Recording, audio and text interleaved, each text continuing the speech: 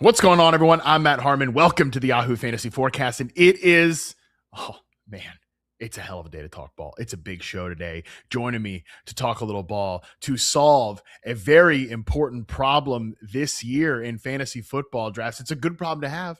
Got a great range of wide receivers to discuss today. I'm jacked up for the show, and joining me to talk a little ball, to do all that, to solve this problem, it is my good friend, my guy, Ray Garvin. Ray, what's going on, man? Matt, what's up, baby? Another day to talk ball, chop it up with you, the good people in YouTube. We're having some fun before the show, talking Dallas Cowboys. And I don't want to out you, Matt. I don't want to out you. You give us a lot of slack behind the scenes before the show with our love of Dallas. But you, my friend, said you are kind of in on the Cowboys this year, too. So I want to put that out there for all the people, just in case, I'm not on a show and you're kind of talking about Dallas. I just want the people to know you are feeling that Cowboys love too, baby. And it's okay. It's okay. Yeah. I mean, I make no bones about it. I don't want good things to happen to producer Colin. I like his sadness fuels me throughout the season as I start to run out of energy, and the Cowboys start to run out of wins. That brings my energy back up. But this year, man, and producer Colin's a Cowboys fan for those who are uninitiated. But this year, I'm very much in on the Dallas Cowboys. I said it on Football 301 with Nate. I think they're going to have a top 5 offense. I picked them to win the division. Very, very into Cowboys players this year in fantasy football. And Ray, that actually perfectly transitions us into our topic today. Because like I said, we have a big one today, because you know why the Dallas Cowboys are going to be good this year, because they've got 2 excellent wide receivers, CeeDee Lamb, George Pickens. Those guys are going very high in fantasy football. But the tough problem for me, Ray, is that I haven't gotten a lot of those wide receivers in rounds 1 and round 2, because that's typically where I've been shopping in the running back bucket. And a big reason for that is because this year in fantasy football drafts, rounds 4 to 6 on Yahoo are particularly loaded with an excellent group of wide receivers. Round 3 is also very good.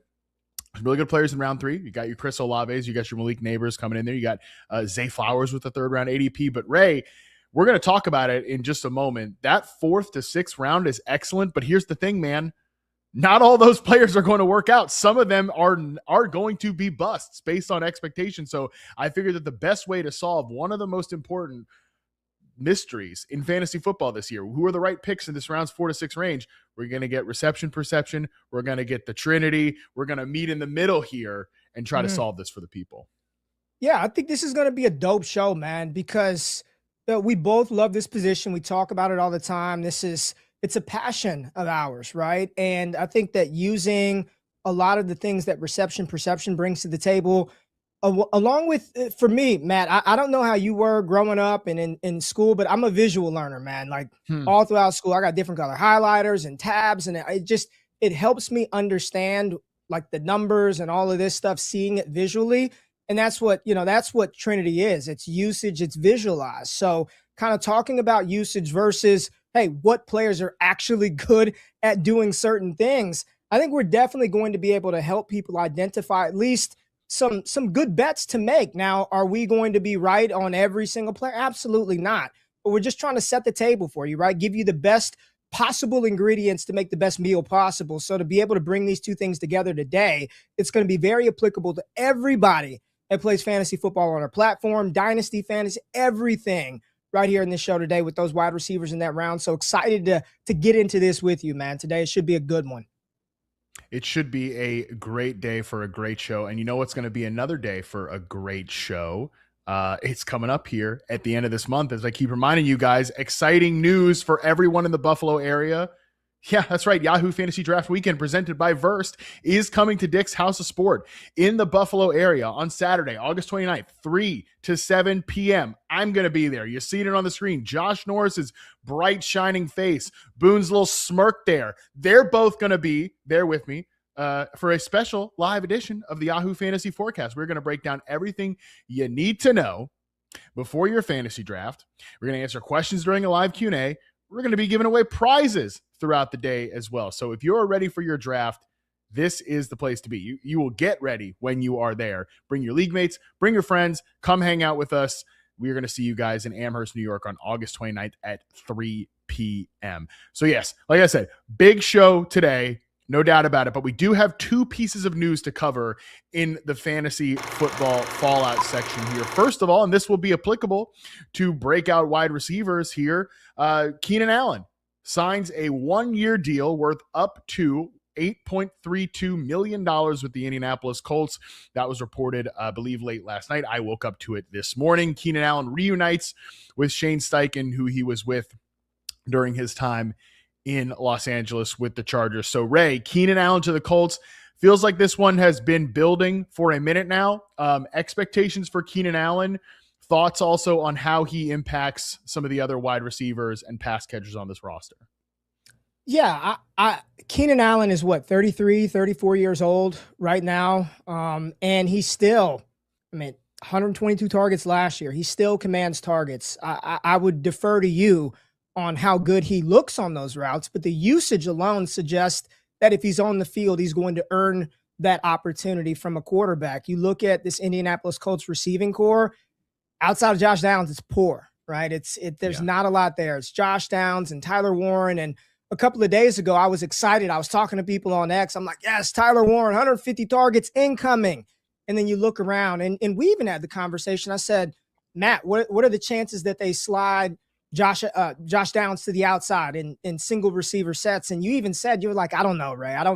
I wouldn't be betting on him doing that. So he definitely impacts this room. He's going to impact Downs. He's going to impact a little bit of Tyler Warren. I think the biggest thing is this absolutely lets us know that Alec Pierce ain't right. Something is really up with Pierce. And when he comes back, he'll maintain his role. But when Keenan Allen's on the field, man, he still has an ability to earn targets. And I'm not going to say that he's going to go out there and be a top 3 receiver, a top 10 guy. And we know that, but you get what I'm saying. I'm not saying that he's an all-world player at this stage of his career, but he's going to earn opportunity, and it's going to impact some of the other pass catchers, in particular Josh Downs, for sure.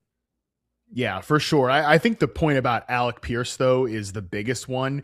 This is a guy that you just, unfortunately, where he goes right now, I know his ADP is going to continue to fall. I can't click him where he's going right now. He's in he's just in too good of an area at the wide receiver position overall, where there are so many interesting options within and around his ADP. I mean, if you look at Alec Pierce right now, again, he's not going super high. He's fallen to the 8th round, 94th overall. I mean, there are just guys like, Chris Godwin, Josh Downs, who we're going to talk about, Michael Wilson. I know Quentin Johnston picked up an injury in practice today, but like pretty similar archetype. He sounds like he's going to be fine, Quentin Johnston, with the injury.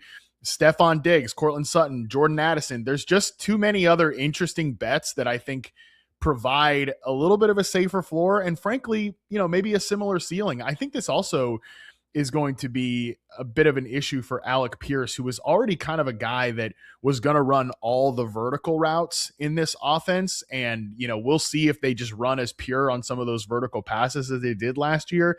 Now that's like definitely going to be more of the case because Keenan Allen is not solving that vertical issue. I think Josh Downs' average depth of target will go up.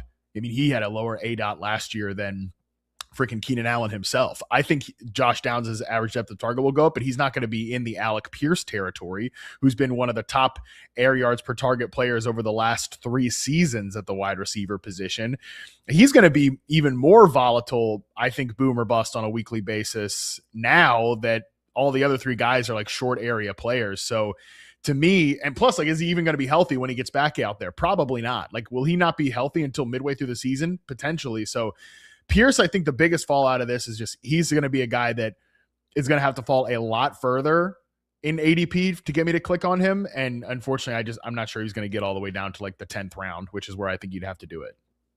That's my boy. I love me some Antoine, but I just this year, man, I can't do it, right? And we're talking, and I think that when we're having this conversation, this is best case scenario. He hasn't done anything all off season. So you're talking about a player, and you and I had this conversation last year with Terry McLaurin. And I remember you were like, Ray, are you not concerned that McLaurin hadn't done jack crap throughout the entire offseason? He was hurt. He's in and out of camp. And I was like, oh, no, Matt, he'll be fine. He'll just hit the ground running. And that was not the case. And I'm not blaming it all on McLaurin missing practice, but This is worst case scenario for a player that we were all kind of excited to see maybe take a little step forward, increase his role, do some different things this year. And I just have a hard time. I mean, he's got to fall significantly past his ADP right now for me to even look at his name and think about press and draft. As for Keenan Allen himself, I put him, kind of in my mid 50s at the wide receiver position, sort of like a wide receiver 5 type of player, late round pick outside the top 130 guys. Here's because the biggest thing for him is that in the first 7 weeks of the season, Ray, he ran a route on 75% of the dropbacks for the Los Angeles Chargers. He cleared 75% just one more time in week 8 on. He was definitely, they backed off his usage a little bit. He didn't clear 50 yards receiving in any game from week 8 on. Like on the whole, he was still, he did clear it once in a week 11 game against the Jacksonville Jaguars. He had exactly 53 yards on 4 catches, 6 targets. So he definitely slowed down, I think, as the season went on. That's to be expected. As we mentioned, he's 33, 34 years old. He's really good still because of his route running and his ability to get open in the short areas, but he's not going to impact the game down the football field. And what I think is also interesting, too, about Keenan Allen as it relates to Josh Downs, Keenan was only in the slot on 35% of his plays last year. He was mostly a Z receiver for this team, and they tried to get the explosive plays down the football field to Josh Downs. I love the edit that Jason Jung threw up here on the screen. This is my hell, by the way. I mean, if Keenan Allen, who is one of my favorite receivers of this era, like rookie year, he blocks Rome Odunze. Last year, he kind of blocked Lad McConkey. It's not all Keenan's fault about the McConkey stuff, but still. And then he does it to Josh Downs this year. That's like 3 reception perception stars. He just, like the reception perception star of old Keenan Allen blocks these 3 young dudes. It's going to be tough for me to forgive my guy Keenan Allen if he does this 3 years in a row to a young player that I really like. But again, I think Downs is going to play more as the Z receiver in 12 personnel, but will kick into the slot, and Keenan will come in as the Z receiver in 11 personnel. So I did give Downs a little bit of a downgrade in my rankings, but I don't want to overcorrect and go too far on him, Ray. I still think he's a good, attractive target in kind of, the late 30s, early to 40s at the wide receiver position, maybe like the 85th to 95th, somewhere around there overall player for me still. Well, I'm still very much aligned with the projection that you see right here from Yahoo. I've got a couple of less yards for Josh Downs, but I still have him at 5 touchdowns. I have his ceiling close to almost 12 points per game. So I still like Josh Downs. Josh Downs is still, I mean, he just needs here's what Keenan Allen is.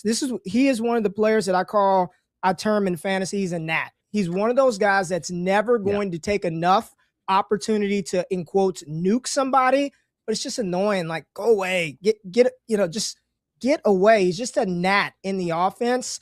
I don't have him doing a ton, but I do have him being just kind of annoying for fantasy in this room. Yeah, there's no question that, again, he does limit the upside case for a guy like Josh Downs, just from like a target perspective. You mentioned it. He's going to get targeted in the short area, especially on third downs, as he's like kind of a rotational player. But I still think Downs' routes and snaps are coming up this year, and he will be targeted further down the field, which those are the 3 biggest variables for him having a breakout season. And I think when you look at Downs, you look at his reception perception charts, like he can win down the field. He's not just a short area slot receiver. And even dating back to like UNC, him and Drake May, and he talked about wanting to get back to this, when earlier this season he had an interview where he's like, I want to get back to being, the guy that I was early on in my career, like as a college player, where I was a high volume down the field player. And that's where him and Drake May really cooked in that like intermediate area on contested passes.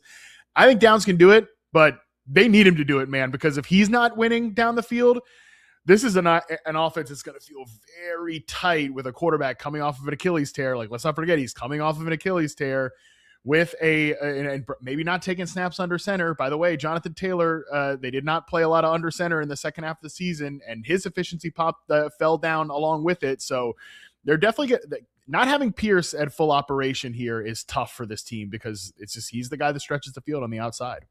I'm so glad you mentioned the straw that is supposed to stir this drink. It's still Daniel Jones we're talking about. It is still Daniel Jones coming off of an Achilles tear. I am,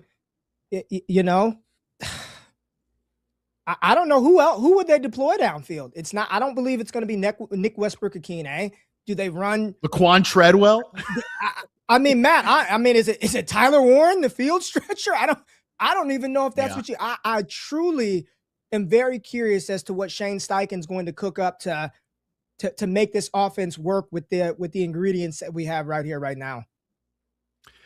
Last piece of news here, and this one's a little bit smaller, but I still want to discuss this one, even though it's very small. Najee Harris is signing with the New York Giants. Mike Garafolo reported that today. Najee's coming off a torn Achilles injury, so there's that. Najee Harris, obviously, we know who Najee is. He had the eye injury last season as well before the Achilles tear. It's been a tough, 12 months for Najee Harris. We are going back farther than that to the fireworks incident on 4th of July. I get that. But Ray, I do think, and you tell me, you push back on me if you think I'm wrong. I think that if you are a Cam Scatterbo bro and you're not a little bit worried about this, I think you're kind of sticking your head in the sands a little bit, because the reporting from the Giants all offseason has been that they wanted to add to their backfield. They wanted that. They were in on Kenneth Walker as a free agent. They wanted Jeremiah Love to fall to them in the NFL draft. Let's be super clear. Najee Harris is several tiers down from those two players. I get that. But it also comes when in a preseason game, they were mixing up the running backs, right? They're using a bunch of different guys. Cam Scatterbo was getting his work. He looks pretty good, but they're also not trying to trust him as the full deal workload guy. Then they go and sign Najee Harris, who was a pretty well-regarded pass protector, has familiarity with Greg Roman's offense. Right after Tyron Tracy got Jackson Dart blown up on a pass protection issue. To me, I have just thought that Cam Scatterbo's ADP is kind of wildly high in the 40s. Like, I think he belongs in the 50s, because I feel like people are just penciling him in for the workload that he had last year, Ray. And I remain a little skeptical of that. So I don't think we'll see. By the way, we'll see if Najee even makes a roster, obviously, what kind of shape he's in the whole deal. But to me, maybe this is my own prior speaking. So again, please push back on me if you disagree.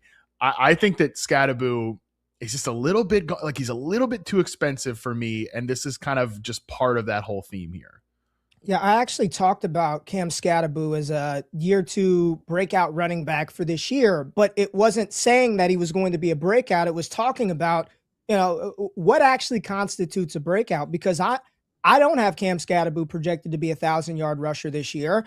I think his most impactful fantasy production that he's going to bring to the table, outside of getting his carries, because he's going to get his, Najee Harris or not, it's his work in the receiving game, being an outlet for Jackson Dart, using his incredible receiving profile. He did that at an incredible clip at Arizona State.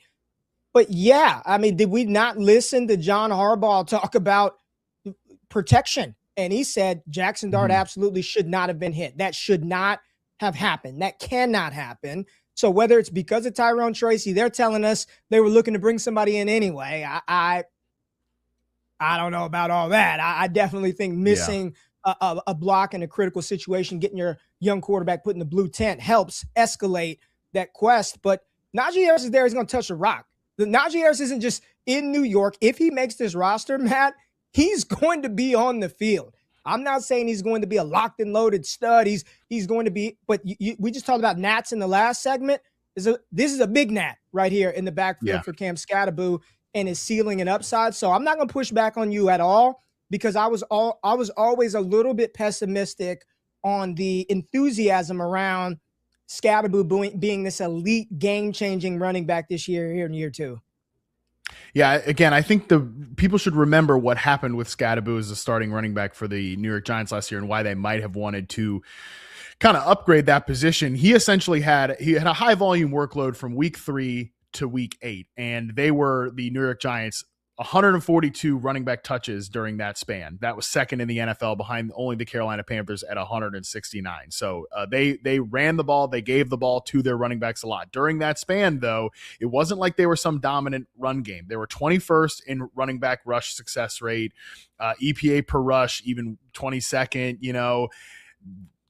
there wasn't a lot of explosiveness either, 28 in explosive rushing rate. So it makes sense why they would want a little bit of an upgrade here. So again, I'm not saying that Scatterbo, like, he's going to be a terrible pick or anything, but to me, I think he's more of a 5th rounder than a 4th rounder, which is why I just haven't really ended up with a lot of him. Yeah, I'm with you. All right, let's take our first quick break. We come back, we jump into the round 4 wide receivers. Guys, I'm definitely taking ahead of a player like Cam Scatterbo when it comes to the overall rankings. We will get into that right after this.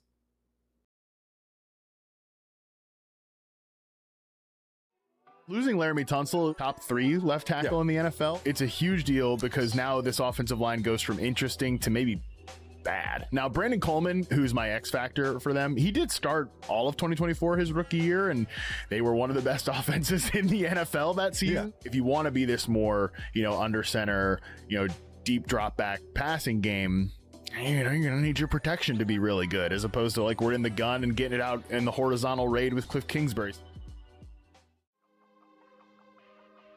Who there tempts you the most, and is it Drake May, because your heart is aflutter still for Drake May? It is Drake May. If you draft Drake May, you ask yourself, are we still on the front 9 with AJ Brown? Is he going to win the breakup with the Eagles? Is Romeo Doubs, did they overpay for him and overslot him, or is he really an impact player? It's going to hurt me when I don't draft Drake May this year. I don't think I'm going to do it very often. I may not even do it at all. The thing with Derrick Henry, which I really admired with him with the Titans for sure. You see 22 on the field, you know he's getting the ball. You know Derrick Henry's coming. Derrick Henry was the focal point of that offense for years. But guess what? Still, nobody stopped him. With Derrick Henry, yeah, he's another year older, but he does not look another year closer to falling off. He does not look another year closer to slowing down. And he seems like he can go for as long as he wants to. Darian Mensah was not the only player who left Duke that day to go to Miami. His best receiver, Cooper Barkate, went with him. He was the best receiver in the Ivy League at Harvard in 2024. He graduates from Harvard. He hops in the portal, goes to Duke, and has 1,100 receiving yards at Duke last year. Well, now he goes to Miami. Harvard to Miami. How can you not love this sport right now? This is fantastic. All right, we're back. It is time to solve the wide receiver position in rounds 4 to 6. As mentioned, this is a key area to get right this year, but not all these guys are going to be the right picks this year. So Ray Garvin and I, a little reception perception, trust the Trinity. We're going to, meet in the middle here. We're going to find out how you guys should be attacking this range of your draft at the wide receiver position, because I think it's critical to get right. And let's start off with, listen, like we got about 13 guys to talk to today, Ray. So figure out if we can do this, okay? First one up with a Yahoo ADP in the 4th round, Jaylen Waddle, 40th overall player right now. Listen, I have made it very clear I'm very in on Jaylen Waddle. People that listen to this podcast know I'm excited about Waddle. I'm glad to see he's back at practice, okay? Good to see, because I know the first thing that people say is, he's just going to get hurt, Harmon. He's just going to get hurt, and, maybe he will. He already did get hurt, so not off to a great start. But he's back practicing in full, in pads. People know what I think about Jaylen Waddle. Ray, I'm curious what you think about Waddle in fantasy this year. I have him ranked, by the way, higher than this 41. I've got him like fringe top 25 type of player for me this year. Too high on Jaylen Waddle? How are you feeling about this one? No, I feel really good, man. I feel really good. And when I'm looking at usage, one of the things that a lot of times you see people, put out a projection and then there's a static number, right? He's going to average 15 points per game, 13 points per game. You can look at historical usage and what a wide receiver does, what the team asks them to do, and you can develop a range. And I really like looking at a range of outcome for a player like Jaylen Waddle. And on the high end, you're talking top 10 historical percentile. That's what my top end, high end range is. And when I'm looking at the range of outcomes from his usage from last year, based on his 7.8 Trinity score, 7.4 last year, I've got his high range at about 16 points per game for Jaylen Waddle. That's high end range, which is a damn good wide receiver for us for fantasy football. And then that median range outcome, about 13 points per game. Now that doesn't take into account his offense. It's not a projection number here. You could see on the screen, I've got some numbers on there as far as projections, but just his usage inside of this offense on a team that Bo Nix has thrown the ball, Matt, 600 times a year the first 2 years of his career. They brought Jaylen Waddle in to be a number 1 wide receiver. And when you look at just historically, based on that usage last year and how I measure things, I love the little boom, hit, bust, right? Like, what's the percent chance he's a 15 point per game player or more? And I believe on the screen, that's over a 30% chance to get you over 15 points per game, which lines up right in line with our range of outcome tools. So this situation, the offensive trust in Bo Nix, whether you like him or not, and there's already Cortland Sutton has come out himself to say, you know what? if I've got to take a little bit of a back seat because Jaylen Waddle was here, then he said, I'm totally fine with that, right? Ultimate team player, because I mean, to a degree, he and Cortland Sutton do different things. So I am totally with you on Waddle. And yes, he needs to stay on the field. I got it, folks, but that's everybody. I can say that about every single wide receiver in the NFL or player. You need to be on the field to be productive. Yeah, duh, we know that. But I'm not drafting with fear right now. I'm drafting on usage, opportunity, and Waddle from the moment that he's been drafted out of Alabama.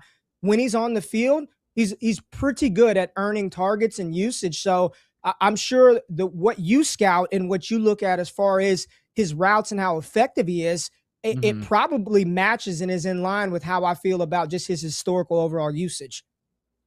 Yeah, if I was a better podcast host, I would have been like, "Hey Ray, can you give us like just a quick run through on the Trinity and what everything goes into it?" Because I did forget to tee that off. So I've spent too much time at the top of the show making fun of producer Colin instead of doing what producer Colin asked me to do, which is like, "Hey Harmon, when you start this conversation, remember to ask Ray to give it." So for the uninitiated, since I screwed this up, just quick run through of what goes into the Trinity and how you calculate this.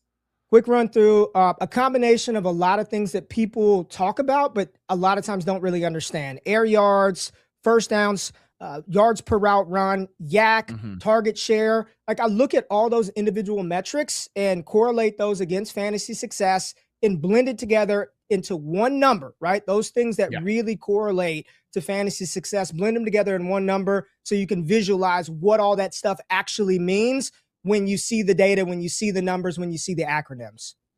Yeah, taking it into one really predictive score because all those things, like you said, correlate to fantasy football success, which is really great there. Obviously, for me, people know I'm charting routes, success rates, and most importantly, alignment pre-snap, because that's, to me, what I think really matters for, honestly, Jaylen Waddle and the next guy we are going to talk about here, trying to see how their role change is going to really impact their success from an individual route perspective and gathering targets. Because Waddle, as I've said many times in Miami, he was the outside on ball, X receiver for a team that had a quarterback getting rid of the ball really fast. So that does diminish some of the overall statistical numbers, in addition to the fact that like Denver is going to throw the ball, run more plays than Miami did last year for sure. For the first time in his career, Jaylen Waddle is going to be like a movement player, post-snap, pre-snap, the whole deal, getting more of those layup routes, finding ways into these explosive play situations. So I agree with you from an upside. When you said upside 16 points per game, do you do that off PPR or half PPR? Just remind me. That's off of PPR. PPR. Okay, cool. So wide receiver 7 and 8, the last 3 seasons are Justin Jefferson and Nico Collins, averaging about 16.4 to 16.3 PPR points per game. I agree with you that is the upside case for Waddle that I don't think people are accounting enough. Obviously, that's the upside case, right? It's the best range of outcomes, but there still is a median range there too, which is why I really like what you do. So Ray and I are both in agreement that 4th round Jaylen Waddle, pretty much absolute smash every single time that he gets there. Next guy up that we're going to talk about, Emeka Egbuka, is a little bit more interesting, Ray, because one, he is also dealing with an injury right now, potentially turf toe. We shall see what that whole deal is. I think he could be limited to start the season, but once he's healthy, Ray, this is another guy that I think is in a really good situation and an excellent breakout pick this year. ADP right now, 41st overall. Are you in? Are you out? How are we feeling about Emeka Egbuka? I'm still in. I'm looking at my clock because I saw that come out after we submitted all the stuff for the show notes. And I'm like, oh my gosh, don't let this turf toe be. But I'm in, and I get it, Matt. I think for so many people, it's hard to reconcile with how good he started off, right? Weeks 1 through 8, you're talking about a player, 5 touchdowns, 2+ yards per route run, 8 yards per target. I mean, the ADOT, 13 yards down the field. It truly looked like, and I know at some point we got to find somebody else to say this about it. It felt like we had the next Puka Nacua type player out here, right? Just high target earner, awesome efficiency. And then we all know it cratered off, right? 1 touchdown over the next freaking half a season plus for the remainder of the season for Egbuka. But when you look inside of that, like what I really continue to stand 10 toes down on, and toes, no pun intended, Egbuka take mine. is that he still continued to have a 35% air yard share despite that dip. What cratered was the yards per route run, dropped from 2.11 down to less than 1.5 yards per route run. The target rates fell a little bit, and then the touchdowns from 5 to 1 in that second half of the season. But you look at this offense, there was trust there. I've got his median range projection right around 1,000 yards. So still a really good player with an upside case of being a 16-point per game guy if everything goes right for him. And you can see some of the other usage comps down there below. But you look at this offense, I like young Ted Hurst. I like him, Matt, but I'm not projecting him to come in and take significant work away from Emeka Egbuka is healthy. McMillan's a little bit banged up right now. I like Chris Godwin as a later round value. I'm not going to be scared of what happened at the back half of that season when the team just told me, hey, we're going to continue to commit to this guy. Let Mike Evans walk. And you got a new offensive coordinator in here. You talk about alignment and usage. Could we not see his role change a little bit as far as where they line him up, how they deploy him, how they utilize him? There's still so much meat left on the bone with Egbuka. I don't know why some people talk about like his story is written. Oh, we already know what kind of player he is because of what happened the second half of his rookie year. I'm not buying that for a second, man. No, I think you hit on the key point there, which is the role change for him, which, you know, there was a lot of variables that went into kind of the first half, second half splits, in addition to his own injury, which is certainly true. Like, this is backed up in his charting data that when I wrote about him in the rookie report in the first 10 weeks of the season on RP, like, he was much more effective than in the back half when he was playing through a hamstring injury. But production wise, his quarterback was also playing with an injury. The Bucs offensive line wasn't 100% healthy last year. Right now, it looks like it could be a top 5 unit in the NFL. But the other variable too, Ray, is that he had to play most of the season because Mike Evans was hurt in the X receiver role. He took in the games I charted for him, 69% snaps outside, 64% snaps on the line of scrimmage. As a prospect, I mean, you know this, at Ohio State, he was more of like a big slot. 81% of his snaps that I charted were off ball. And Zach Robinson saying that he's going to be the Z receiver in this offense. It's the same thing with the Waddle part of it. Like, he's going to get more of the efficient looks, like the looks. These guys that are running the routes off ball as the Z receiver in motion, they just have more of an access to layup, easier targets, efficient looks from the quarterback, and in this offensive system, explosive plays.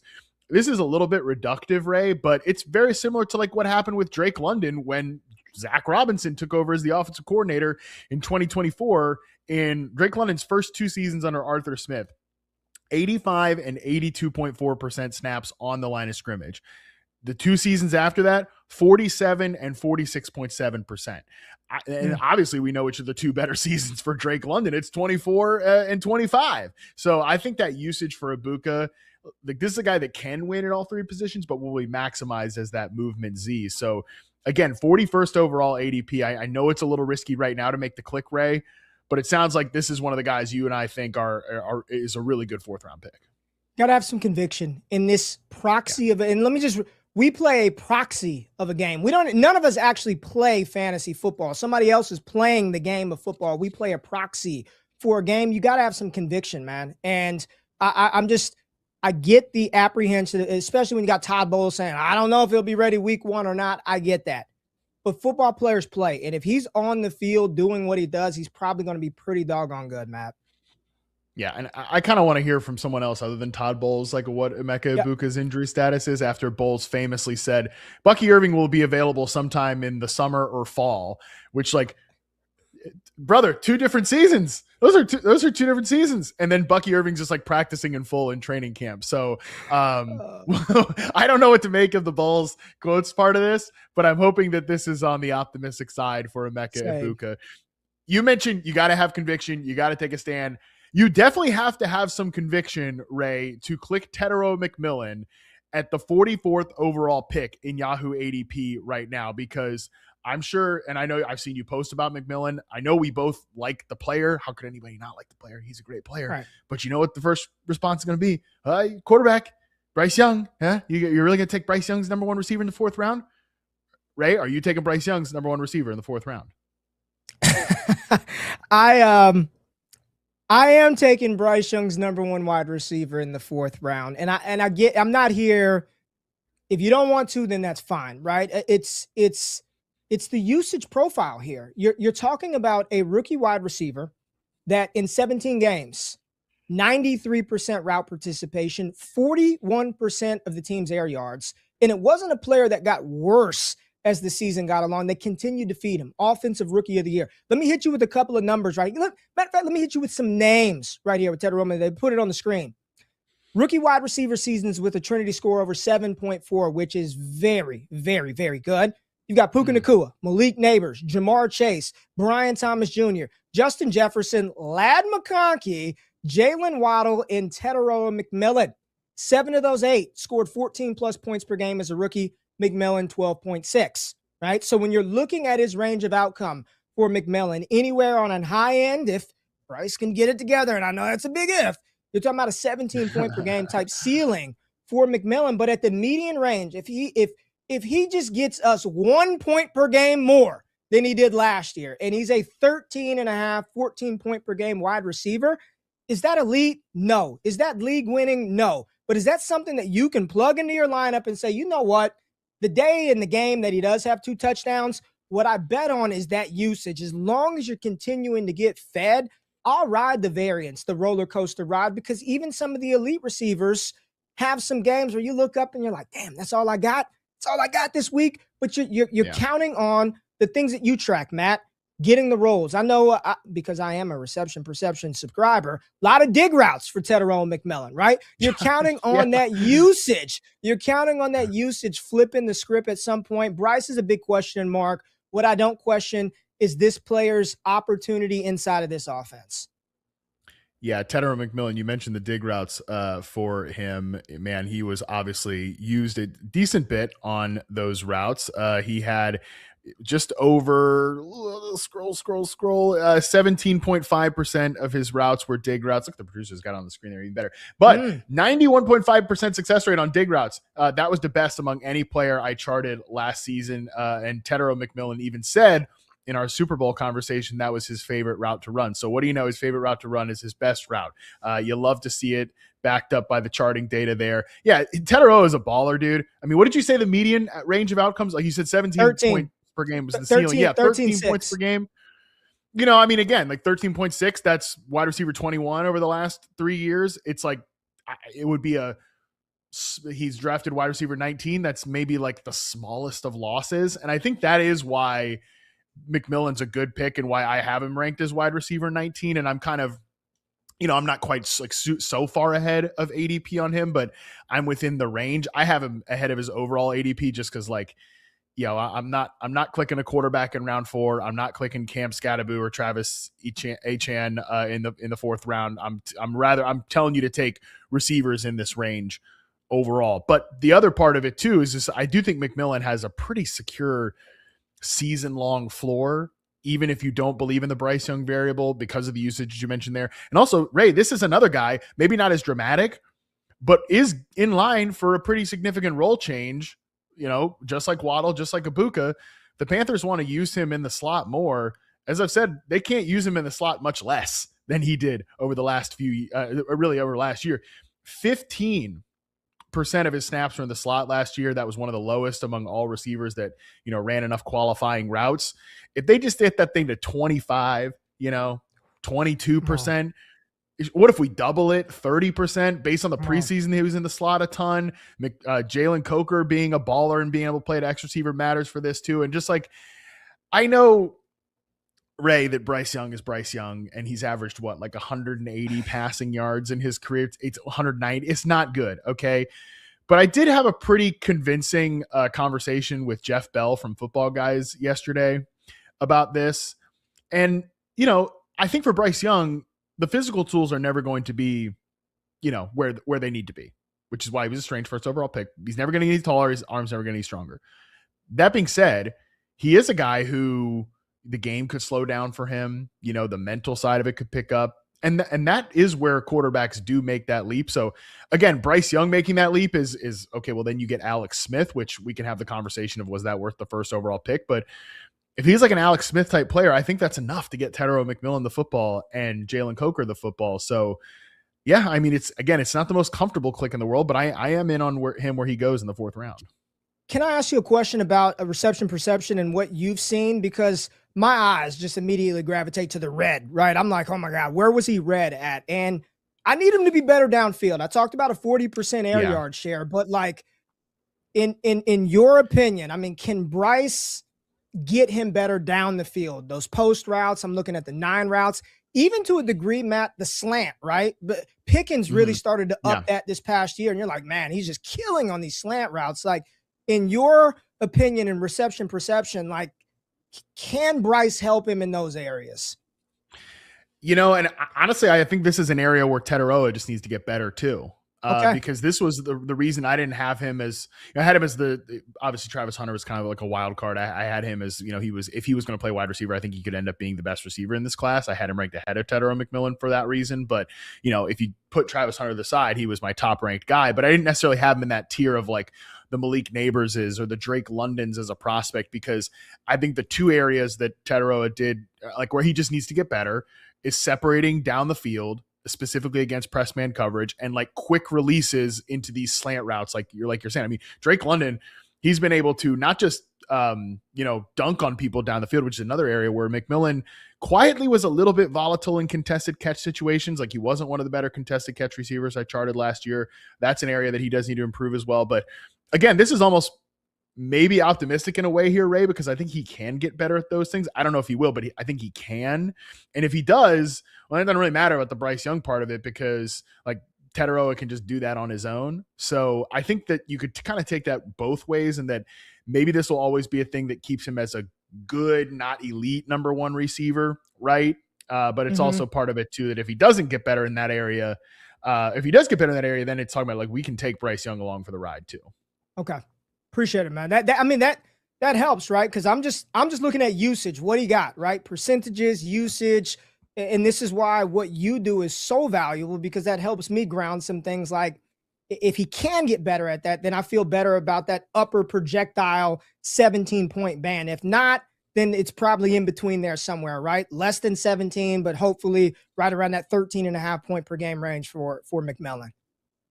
I think that the kind of bow to put on the McMillan conversation here is that, yeah, there are definitely ways where he could fall a little bit below his wide receiver 19 ADP, but even if you like, he's a small, like, lost player, I think. And I do think there's a possibility that if Bryce Young is better and this offense is just like they're a little bit more throw happy this year, which I think is possible, they spread the field a little bit more, there's a chance that he can be that big win. Like the fact that you think he has that 17 point per game ceiling, that is pretty significant to the upside case for him. So small loss, big win. That's that's why he's going in the 4th round here. You mentioned your eye might get drawn to some red routes in the reception perception route tree. Not going to see a lot of those for the next player that we're going to discuss here. Ladd McConkey, 46th overall ADP on Yahoo right now. I think that it's pretty easy to explain a down season away for Ladd McConkey last year and get him right back up into this 4th round range. But Ray, when you see him on the board, 46th overall, is this a guy you're clicking?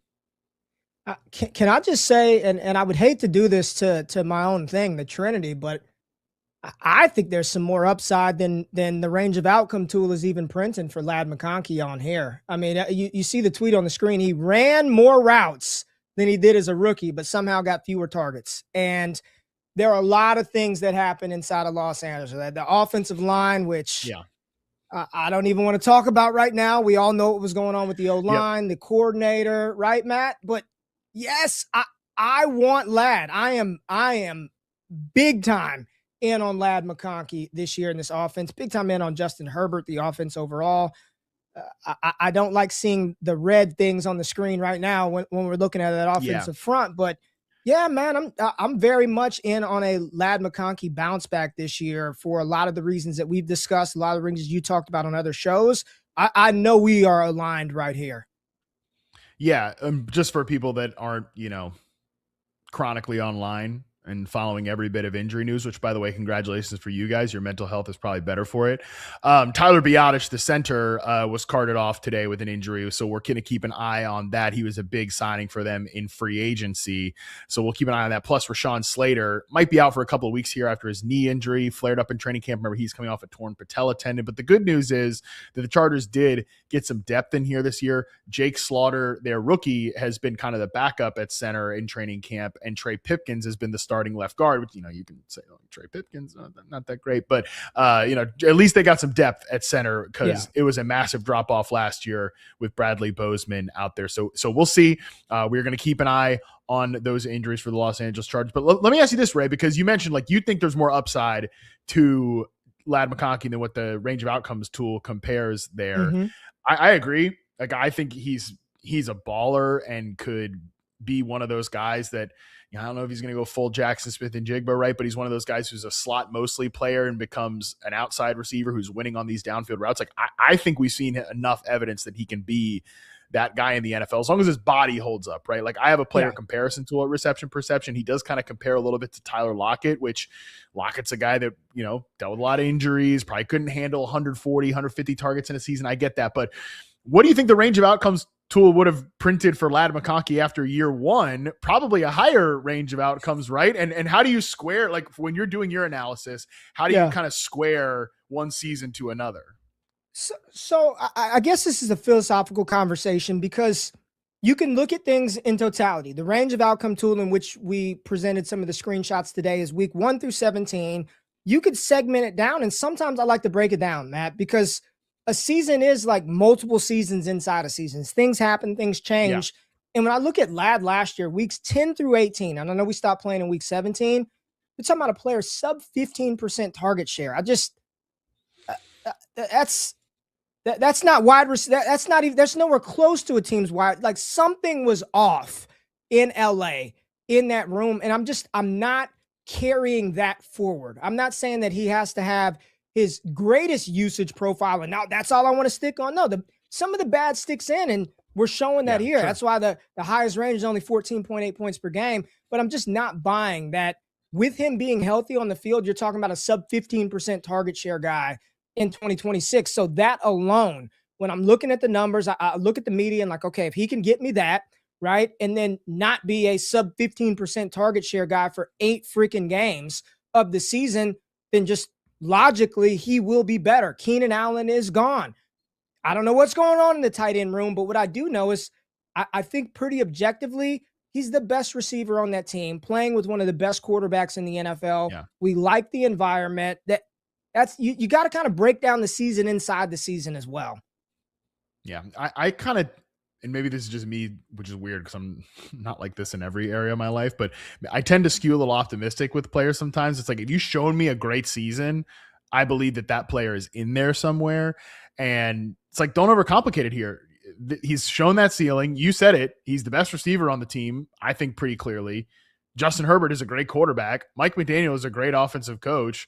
Let's not overcomplicate this thing here too much. All the variables are pointing in one specific direction. So top 5 comps for Lad McConkey's rookie season in the Reception Perception player comparison tool. 2016 Stephon Diggs, 2019 Tyler Lockett, 2019 Anthony Miller. That's a what if story right there if he had ever had his head on straight.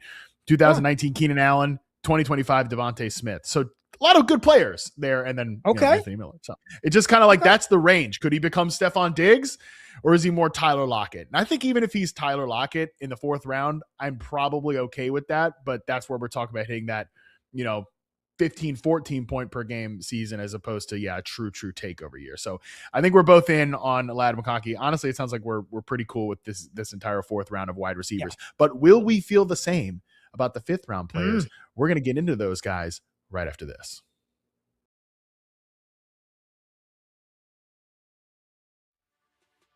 How is being left out of the college football playoff last season motivating your team going into this year? Yeah, I think, being left out, having some tough games at the beginning of the season is going to propel us, and we're going to learn from the lessons that we've taken from those games and those situations we've been in. And when you get around, our team and our facilities, you feel the hunger that we have, and we're ready to go.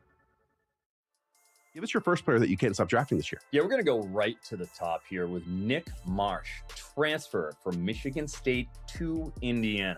The beauty of Nick Marsh is he's going to have Josh Hoover to work with now this year. He's going to have Kurt Cignetti's more structured offense. He's going to get more quality targets. He is going to be a true wide receiver number 1. And for 2027 NFL draft purposes, right now, I have him as my wide receiver 2 behind only Jeremiah Smith.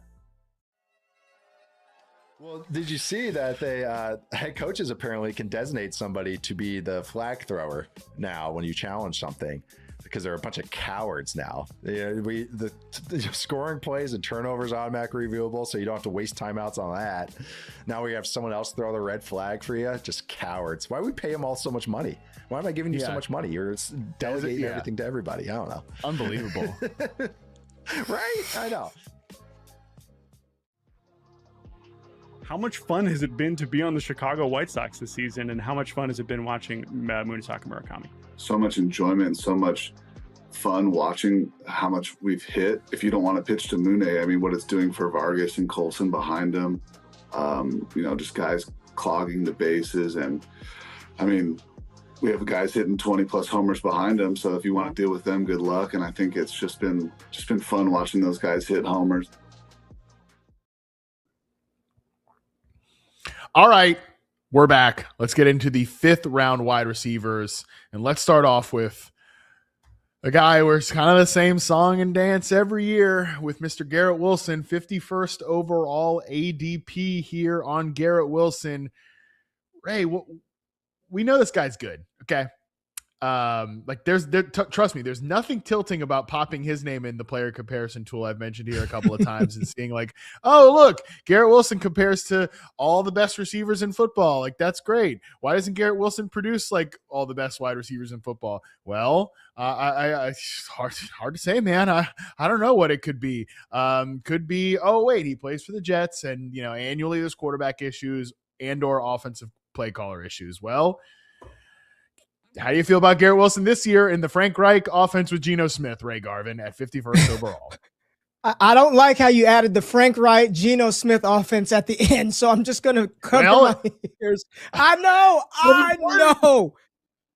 Matt, this is, if there were a poster child for, I'm almost positive the very first Trinity video that I ever did back in 23, he was on the thumbnail. It was like him and Chris Olave.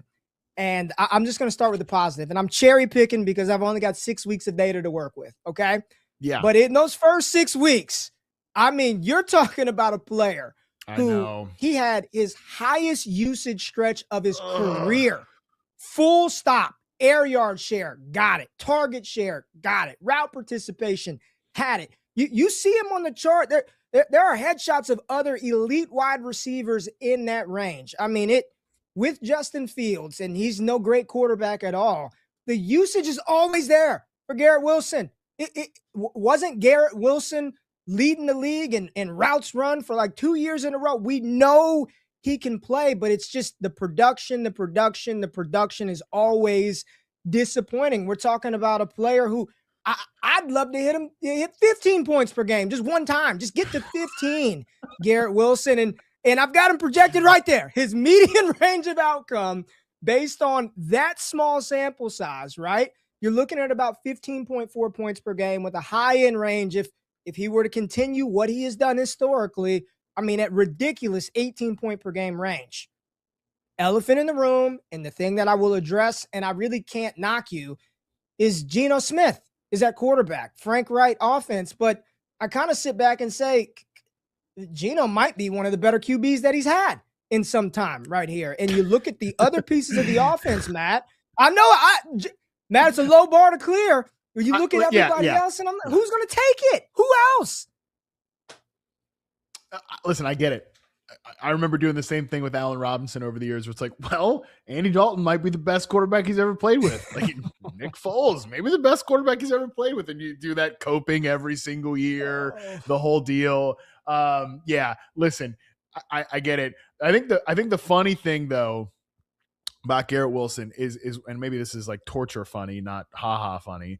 What you put up on the screen there, the Trinity, the target share and everything, like, yeah, man, like the usage was there and he was crushing it last season. I think people forget this, even in an offense with freaking Justin Fields, because he was in this awesome role last season where like Tanner Engstrand, not a perfect offensive coordinator. I get it. The run game was not well designed. Honestly, it was a really well-designed passing game, but did it even fit the quarterback? Probably not. What a weird team. However, he had him running the fewest 9 routes on a rate percentage of his entire career. Did did Tanner Engstrand with Garrett Wilson. He had him take the highest percentage of his snaps off the line of scrimmage. Like that usage change that we're talking about for Jaylen Waddle, Emeka Egbuka. That's what happened for Garrett Wilson last year. And we were seeing, this is my point. This is like what I'm talking about, why it matters so much, because then, he has the 34% target share, even with a bad quarterback and a bad offense, because he's just getting hammered the football with these layup opportunities. And now I was like, well, I don't know if that's going to happen with Frank Reich. The one thing I do know, though, because I actually think, Ray, the Frank Reich variable bothers me a little bit more than the Geno Smith variable. And maybe that's stupid, but I think Geno at this point in his career could still get the number one receiver of the football enough, but I just don't know what the offense is going to look like. The last time we saw Frank Reich in the NFL in 2023, it didn't look good. It was pretty strict, static 11 personnel, which is kind of the offense that Garrett Wilson was playing in prior to Tanner Engstrand being there. So that bothers me a little bit. The one good thing, though, and we were joking about this, unfortunately, off air here. At one point this offseason, man, the Jets quietly added a lot of pass catching talent. Maybe Garrett Wilson's target share comes down. Well, Omar Cooper's not really ready to contribute right now. He's running with the backups. Kenyon Sadiq is hurt. A.D. Mitchell, he's A.D. Mitchell. Whatever. Garrett Wilson, I think, is still going to have a massive target share. It's just, what the floor and ceiling combination might be pretty tight for him. And I just want to quickly, all targets aren't created equal, right? Because in my projection model, I have him at 159 targets, right? But only 1,200 yards.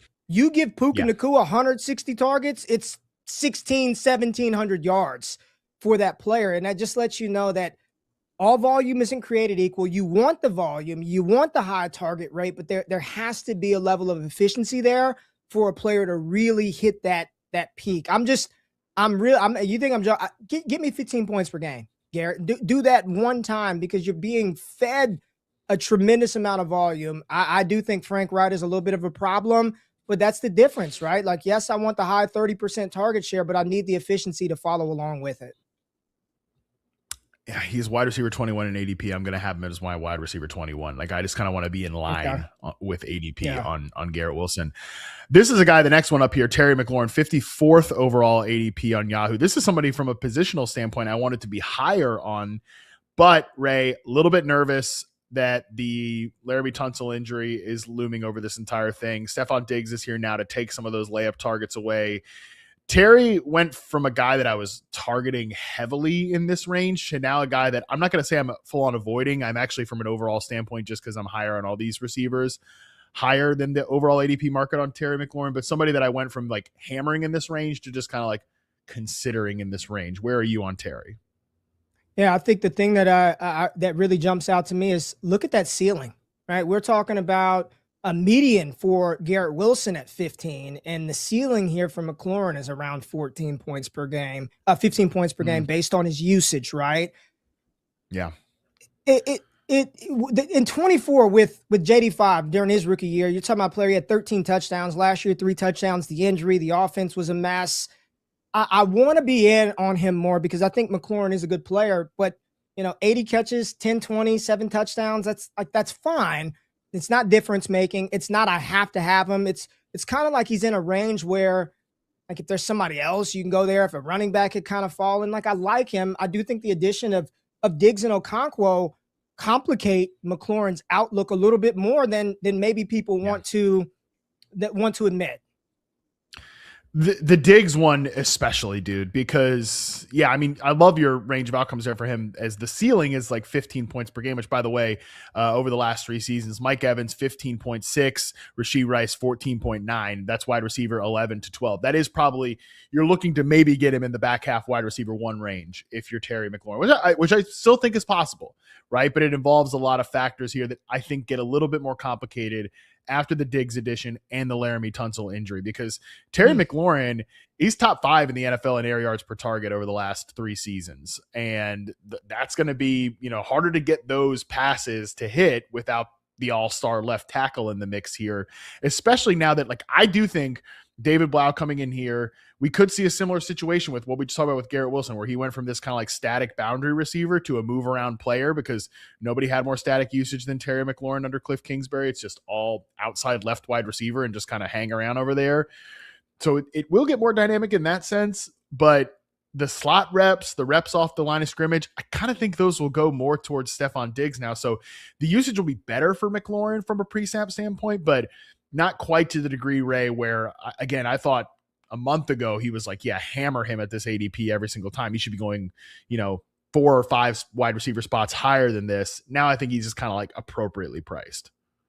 Well, I think that's why you and I mean, when Diggs signed there, we didn't even talk about this, via text or anything, but I saw you tweeting about Diggs because I had already been talking about Diggs as well. We have both been saying he's still a really good wide receiver. And I do think that, and I forgot about Tunsil, that combined with Tunsil is probably what's going to keep McLaurin from hitting that 15 point per game ceiling and having another solid season, but not I don't know if he's getting right there. The ceiling projections 1,111. I mean, that'd be great outcome if he bounced back from a touchdown standpoint, which difficult, not sticky. And Diggs is really good. Still a really good player. Yeah. Yeah, and I think that's what's good about I don't think he's going to go downside fully, like 11.6 points per game. I think that would be pretty disappointing. But like the expected being 13.3, I think that's really helpful when we're looking in this range of guys because there are other players, and look, they're going around earlier. I get that, where the ceiling is higher and the floor maybe, it might be a little bit lower, right? I think the floor is lower on maybe a guy like Jaylen Waddle or Emeka Egbuka, but we're trying to hit home. If you're looking and shopping in the 5th round, you're trying to hit home runs. Terry probably now is a little bit less of a home run than he would have been for me, like I said, a month ago. So when we're trying to differentiate this name of this group of wide receivers, like we haven't hit on one, Ray, where we're like, don't draft him. We like all this range, but Terry's maybe the guy that fits more in that kind of, maybe not the biggest hit in the world if that's what you're shopping for in this range. The next player going off the board in Yahoo ADP could potentially be that big hit, a 5th round wide receiver. Well, 2 wide receivers from now. I really screwed my T's up there. But one of the next guys that we're going to discuss on the other side of this break could be potentially that big hit, but will he be? We'll get into that right after this.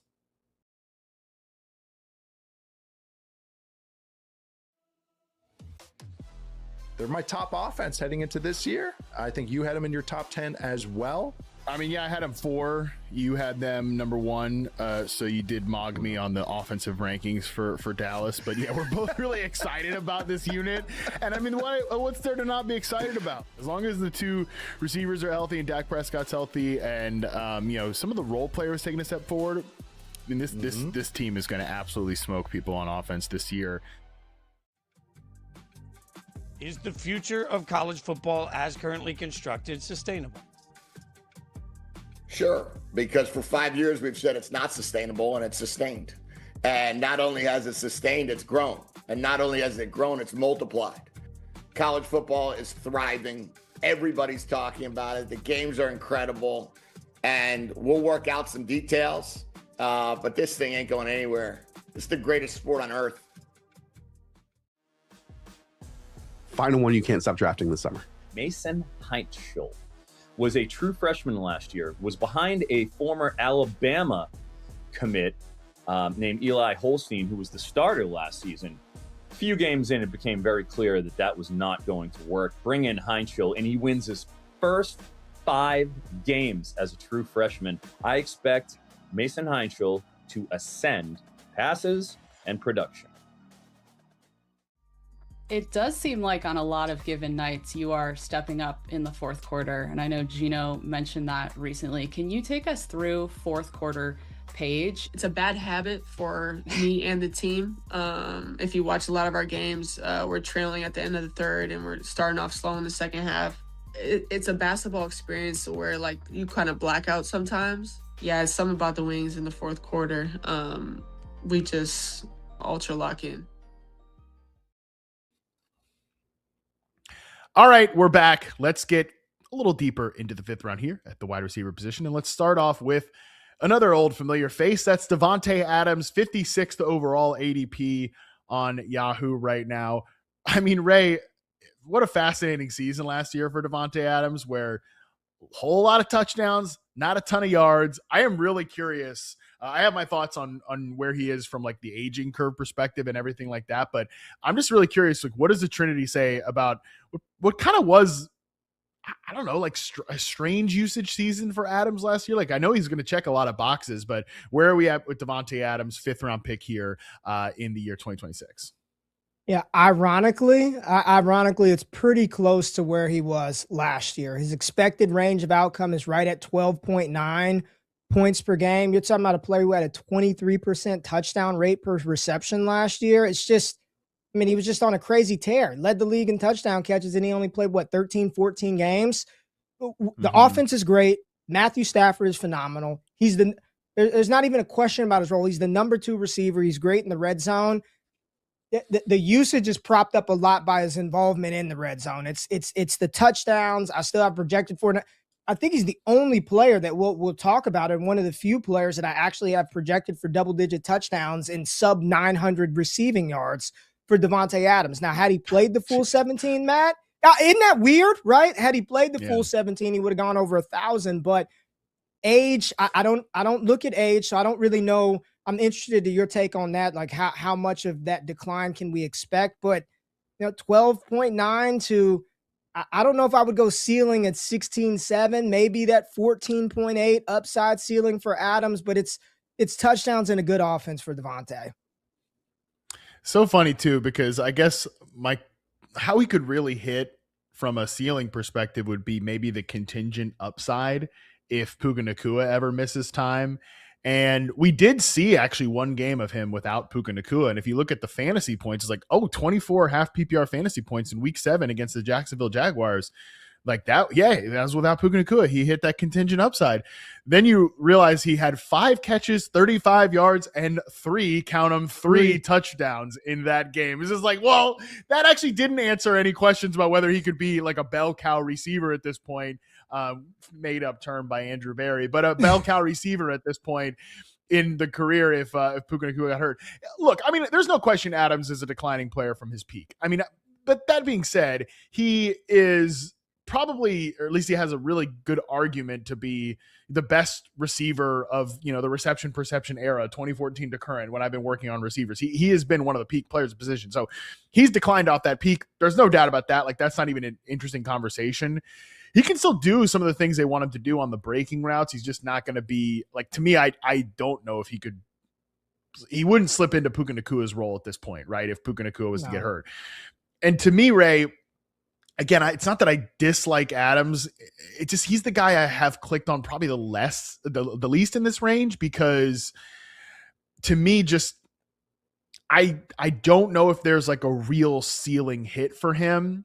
Whereas I do see that with the next 2 guys and even one more guy that we're going to talk about in this range of wide receivers. For Adams, like, he kind of needs to run back the same season that he had last year to be a massive hit, which is counting on, outlier touchdowns, and it's counting on the entire Rams ecosystem to hold up. Offensive line, aging quarterback, Puka. The Rams are very fragile. Adams' case for fantasy, I think, is also a little fragile too. I mean, can he be one of those receivers? And I'm using a different position. Those running backs that they're never going to get 700 yards, 800, 900 yards, but they just in the goal line, they're getting the carries. And, you look up and the running backs got 9 touchdowns, but they don't do anything else for you. They don't catch passes. It feels like he's kind of in that era, right? Matt Asiata. Like, I want to disrespect. I was going to say LeGarrette Blount. But he's so much better than Blount. I didn't even want to say that name, but you get the point, right? Like, there's not going to be elite volume. It's Puka. You are betting on the outlier touchdowns with Adams. But I like him. He's good. He's still good. He's still good, but still good. Yeah, of course. Yeah. He's still good. I've just prioritized a little bit younger, less age. Because there's also, what if here's the thing with wide receiver age cliffs. I think the rules, there's really no rules at this position. Like guys like Adams, and ironically, all the players we've talked about, Diggs, Keenan Allen, they can still produce as their careers go on because they're elite technicians. All 3 of those guys were that player at their peak, and they remain that player even as the physical decline happens. But, Adams's role is always going to lean into that X receiver stuff, press man coverage. And if he does take a step back this coming season, I think that's another risk, in addition to the fact that you're kind of counting on running hot on touchdowns and everything. So I just have prioritized younger players that have a bit wider range of outcomes in this area of the draft. One of those players, by the way, is the next one we're going to discuss. Luther Burden, 59th overall ADP on Yahoo. So funny, by the way, this is a quick little tangent. It is really funny, Ray, how my entire timeline the last couple of weeks been like, oh, Luther Burden's hurt. Can't wait to take the ADP discount on Luther Burden. Now he's been hurt. He's literally dropped one spot in Yahoo ADP between this week or last week and this week. Okay, so I mean, I know you guys give me like, well, on this Sharper platform, he's actually fallen. Okay, well, here in the real world where real people draft, all right, he's fallen one spot. He actually hasn't fallen at all. There's been no ADP disc. Can you believe you guys didn't buy the dip on? Okay, all right, whatever. 58th overall ADP last week, 59th overall ADP this week. Great. I got my stupid little tangent out of the way. This is I actually, by the way, 58th overall ADP even before this injury. I think this was like the best platform to draft Luther Burden on, because this, I think, is a pretty good ADP on Burden, one that I'm actually even still ahead on despite the injury. So I've yapped enough here, Ray. I've done the dumbest voice maybe I've ever done on the show. What do you think? You like Luther Burden this year or what? Please take the mic from me. First of all, I like the voice, but I love Luther Burden. And this is one I'm going to just give the people I'm going to just give the people what they want. I'm not messing around with no expected range of outcome. I ain't messing around with no median. Get that 966 yards out of there. Historical usage comps. If he hits his high-end ceiling for Luther Burden, give the people what they want. Amon-Ra St. Brown 2022. 146 targets, 106 receptions, 1161 and 16 points per. I'm giving the people what they want. I have stayed away from the Amon-Ra Burden stuff. I didn't put this in here. I just ran the numbers and boop, it printed it out. It's Amon-Ra St. Brown, high income. That's top 10 percentile outcome for Burden, but you're talking about 97 catches, 1259, and 9 people will love it. I mean, and that's what people are expecting. That's what people are expecting. Do I expect that from a median standpoint? No, I don't. I think he's closer to right at that 1,000-yard range. If you got me 966 and 6, I'm loving it. More importantly, 50% chance to be over 13 points per game. Cool. Like, I'm good with that for a second-year receiver, folks. Like, give him some time to bake and develop. He didn't have a full offseason last year. He doesn't have a full offseason this year. But I like the talent, like the player, and the usage should be there. I mean, and he's in the right offense and the right ecosystem for him, too. Yeah, in my player comparison tool, there is a Amon-Ra St. Brown comp, but it's not one of the top ones. Okay. It's just a moderate comp. Okay, we sort them by elite match, strong match, moderate, and then loose. He's in the 2023 Amon-Ra St. Brown is in the moderate comp, but it shows you the bucket that we're shopping. The top 3 comps, by the way, 2020 Robert Woods, 2024 Stephon Diggs, 2022 Chris Godwin. Like, that's a pretty cool combination of players too for Luther Burden. And I think it's the kind of the right role for him as well, where it's like, hey, this guy, he's going to be kind of a slot-based player, but he can win after the catch like a Robert Woods, like a Chris Godwin, but also you want to line him up against man coverage and run real deal routes like Stephon Diggs did. Yeah, he can do that too. Like, there's so much to like about Luther Burden's game. Injuries, definitely a concern. Like, he's been banged up now throughout the course of his NFL career, even dating back to college as well. He is one of those guys where it's on my radar. It's like, man, he just moves different. All the guys that just like, man, he moves different. That translates to he gets hurt all the time because the human body can't move like that.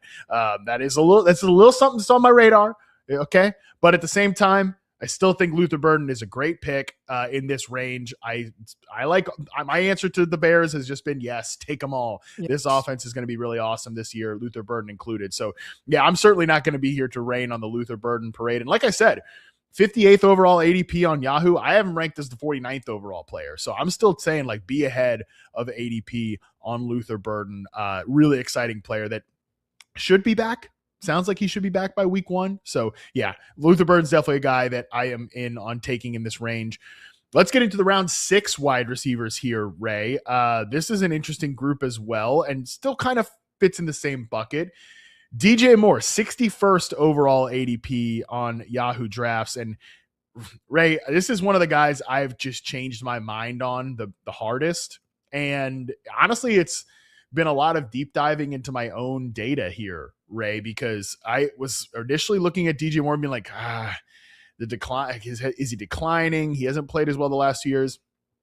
And then like I ran a whole test study on some of my own route metrics and just sort of trying to quantify something I was talking about with Nate on Football 301 about a month ago now, maybe. It feels like a month. It was probably like last week, where just I think DJ Moore was really miscast in Ben Johnson's offense and really misused. And the study I ran, I think really found that out. Like, and I think the routes that he's really good on, they're the routes that Joe Brady wants to run from the boundary receiver here. So DJ Moore's gone from a guy that like I wasn't sure I was going to be in on this range to now being a guy that I'm actually ahead of ADP on by a few positional spots. And his ADP is also rising as well.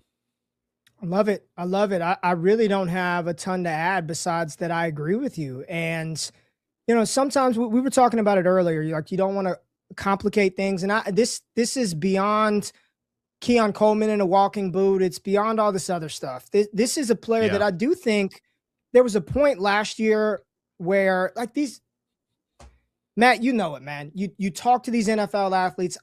They're people just like us, right? And there was a point where it did feel like DJ Moore probably knew I'm not going to be around, right? They drafted these two young receivers. They got a freaking tight end in the building. And it wasn't just a DJ Moore thing. Olamide Zaccheaus got packing as well. So they definitely had a plan to transition this offense elsewhere. And I will continue to say it. I don't want to make the same parallels of Josh Allen getting his Stephon Diggs back in 2020, because I just think Diggs was a little better of a player at that stage of his career than Moore is now. But this will work. And I know it was just one preseason game, but what DJ Moore wants to do, and Joe Brady's had him. His 2,000-yard seasons came with, Joe Brady was there calling the plays with DJ Moore, with Josh Allen, in an offense that everybody, me, you, Yahoo, and Vegas expects to be one of the best offenses in the NFL. Like you saw my numbers. I'm much more bullish on DJ Moore for this upcoming season. I'm very much in on Moore. And I'll be honest with you, I had to this is the situation change that Trinity doesn't really account for, because if I just took his raw usage from last year and plugged that into, all right, he's going to be exactly what he was at Chicago, it doesn't look like this. I'm just being totally the high-end range was like 12 points per game if I just took what he did last year, but the environment changes everything as well. Yeah, that's the hardest thing to do is the environment change, especially just, again, like I said, I think this route tree that he's going to be running here, like we're seeing on the screen, the route tree he ran last year, you see it's a lot of like dig routes, it's a lot of out routes, and those are two of his like least effective patterns, where he's really good running the 9 route, running the curl route, running the slant route. And if you look at like Joe Brady's traditional X receiver, they're going to run a lot of those routes, get him in space on the slant. Josh Allen loves to throw those deeper stop routes. DJ Moore runs those really well. So I think there's actually at least one more, maybe even 2 more good seasons in the bag here for DJ Moore. So he's someone that I was kind of like, I don't know if I'm going to be drafting him to, he is going off the board as the 62nd overall player, 61st overall player. I have him in the 40s actually. So I'm really in on DJ Moore this year. Last guy to talk about before we get to break here, Christian Watson, wide receiver, off the board, 26, 66th overall ADP. I'm curious what you think about Christian Watson here as a 6th round pick. Yeah. Another thing that I just want to point out, right? Each one of these players, their usage is not scored against the league. Okay. It's scored against that team in that environment. So you'll see Watson, 7.5 might be one of the higher scores that we've had on this screen, but then you look at the projections and it's like 12.2 thousand yards. Well, that can't be what's per his team. And I still have Christian Watson projected to lead Green Bay in receiving from the wide receiver standpoint, but it doesn't quite compare to what McMillan or Egbuka's ceiling is, because the usage suggested they're a little better player than Christian Watson. You see his high-end comp right here was Mike Williams from 2021, which he got you close to 15 points per game. And ceiling side, I think that's where Watson is. I don't want to be, you and I, Matt, I felt like we were ahead of market last year when he returned. We're like, let's see. But when he started to do it, we were like, hey, it's working. We're riding with him.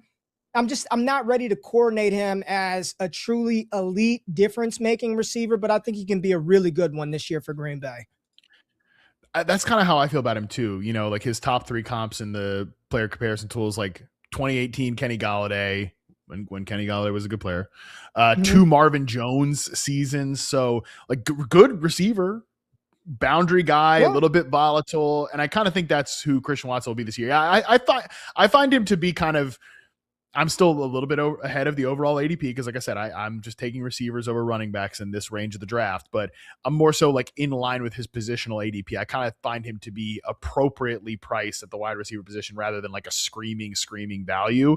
But he's a guy that on a weekly basis has a really high ceiling. So if you take some of those safer wide receivers early on that you don't expect that big ceiling from, I think Watson makes for a really good complement to that style of room, but there are still risks beyond just injuries with Christian Watson. It's just, you know, other guys involved, the whole deal, but good pick, I think, in this range. Maybe not one of my favorite picks, but definitely still a really good pick. You think Golden impacts him, Matt? You think Golden impacts him? Like where are you at with Golden versus Watson? I like all the Packers receivers at ADP. I think the one thing that could really change about this offense is that they are more up tempo, which they were in the preseason. Nate and I have been talking about Nate too much on this show. I'm giving him too much credit. Okay, gotta stop that. He's gonna be on the show tomorrow, by the way. So there you go. But we were talking about how this offense could play more up tempo this year. I think they're gonna play more 11 personnel, which I think is good for all of these guys, especially Jaden Reed. But Reed's the guy I've been ahead of ADP most on, whereas kind of Golden just goes so cheap. I'm fine taking him, but yeah, I think Watson and Reed are significantly better players than Golden right now. So that's kind of from a talent perspective, how it would rank it there. But we're going to take our last quick break. When we come back, we've got 3 more names to talk about in the 6th round. We'll get into that right after this.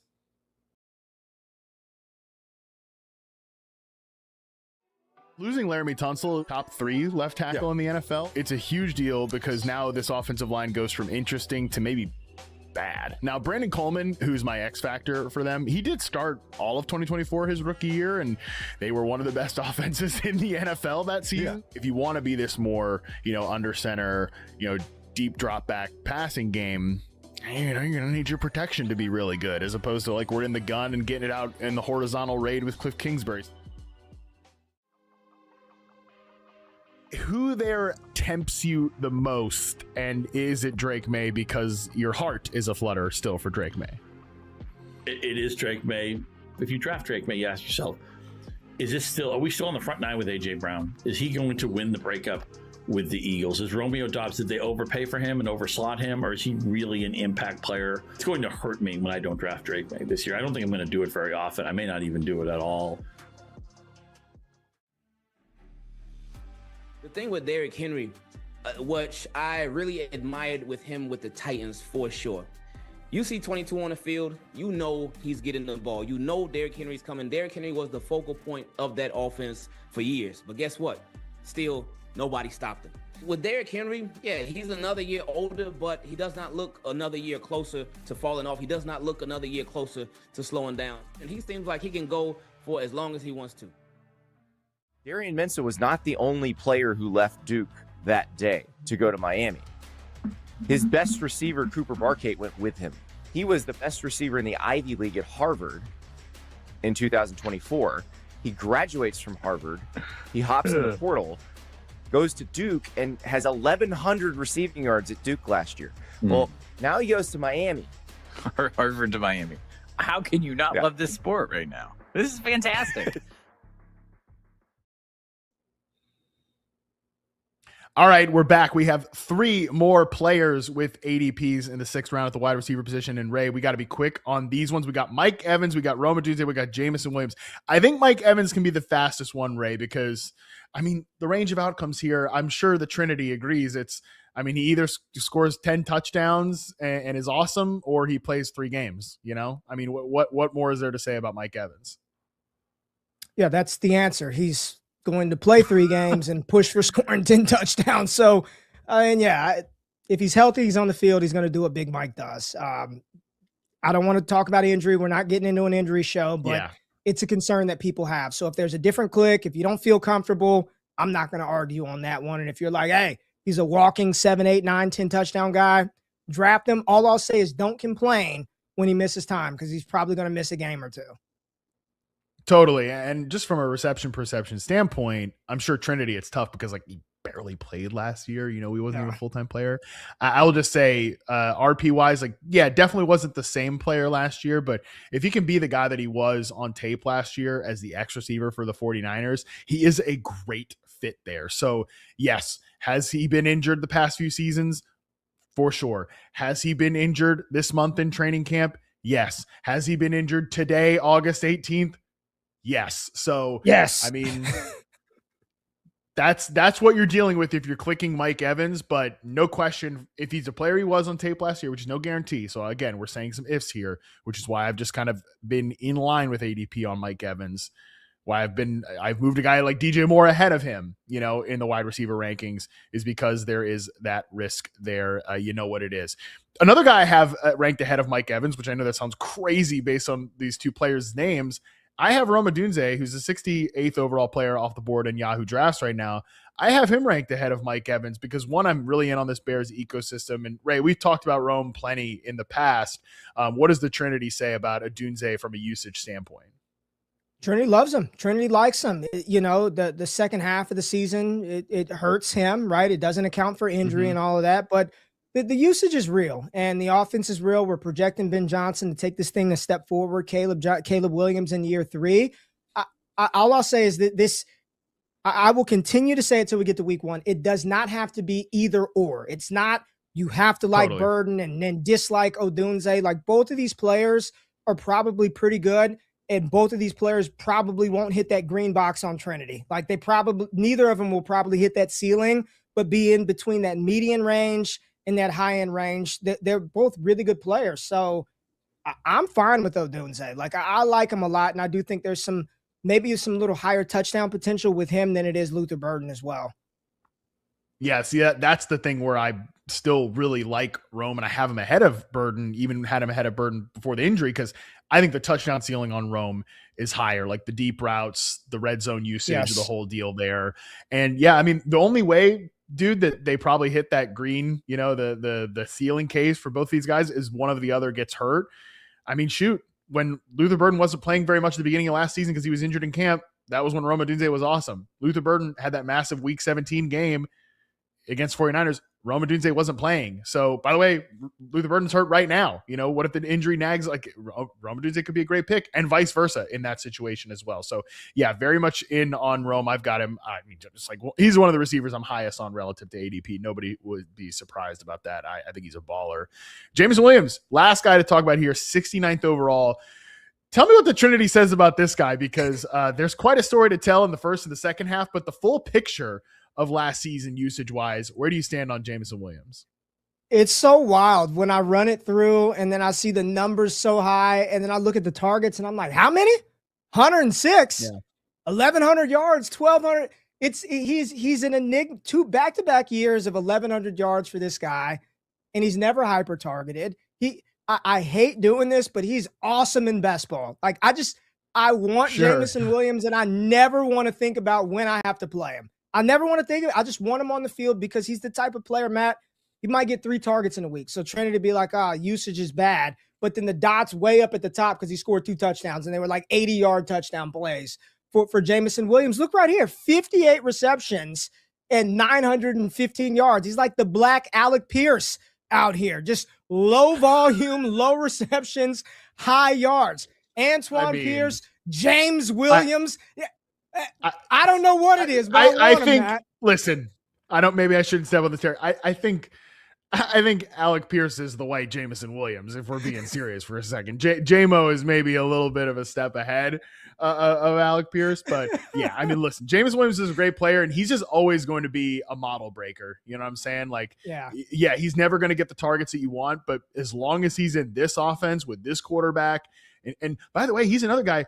Speaking of contingent value, we've really only seen him one time without Amon-Ra St. Brown in that Thanksgiving game against the Packers. And it's like, oh, what do you know? Let's funnel a bunch of screens to Jameson Williams. Let's get him a lot of layup targets. And he was unbelievable in that game. So, yeah, J-Mo, I know that people want to pass him over. His ADP has actually fallen 3 spots between last week to this week.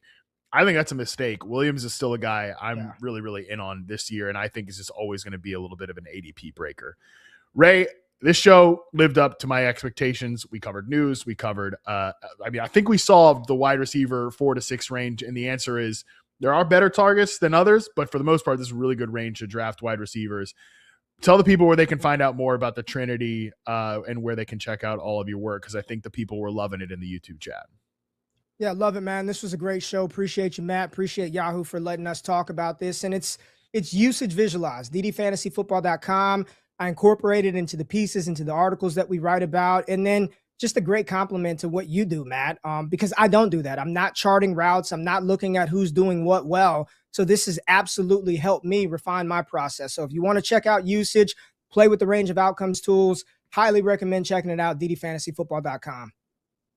No question. I think it's a great compliment to what I do, and I think your work is fantastic. So I think we really help the people here today. Shout out to you, Ray Garvin. And also, shout out to Yahoo Fantasy, because it's our 29th year of fantasy football here. And to celebrate day 9 of 29, we are revealing that Yahoo is the official fantasy platform for the Flock League. It is a really popular creator league from YouTube there. Draft a Championship. We are running this whole thing there. Look at the picture on the screen here. Look at the guys. I got our old pal Sal Vetri is on the screen here. We've got my buddy Davis Maddock there. Bunch of great folks in this league, so you can definitely check them out and check out this league as well, because it's a blast. These guys have a ton of fun with it. I've been seeing a lot of cool posts from all of them, so love having them in the network here. Also, love tomorrow's show, because it is going to be, yes, another banger. Nate Tice joins me for one of the best pods of the month. This is where we look at which teams might be red flags based on how high their guys are going in ADP versus how their offense is projected to be from a wide variety of sources. Yes, we're looking at the Atlanta Falcons this year. That pod is going to be live right here on this YouTube channel at 4 p.m. Eastern. Subscribe, like the video, and we'll see you guys tomorrow. Until then, we are out.